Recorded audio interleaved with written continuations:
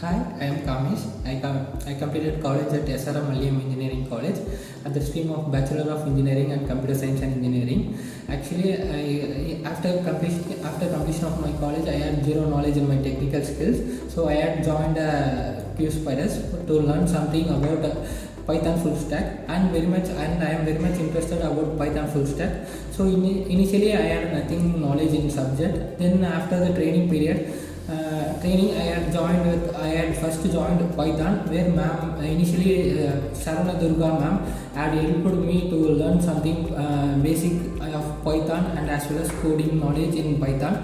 Then I had completed SQL, WebTech and JavaScript through Tamil Selvan sir and Sankat sir. Were very much helpful. They have been very friendly, and they had helped something to learn better, and I had very much improved my skills through them. Then I had also completed aptitude training in through Celsia ma'am, where that helped me to crack first level of interview. Then overall I had a very much good experience with QSpiders, and overall very much knowledge in technical skill sets.